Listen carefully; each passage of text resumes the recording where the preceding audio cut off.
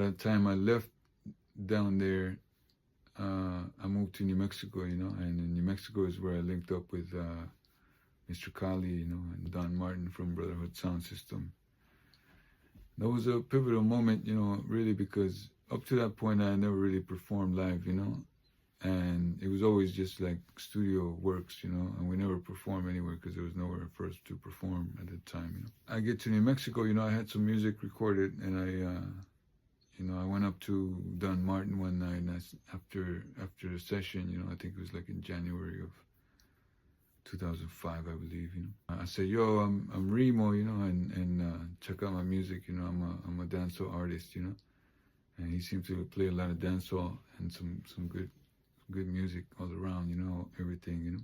I started coming around to the dances, and he was keeping that at Bird's Tiki Lounge on Gold Street, right there in downtown Albuquerque, at that time.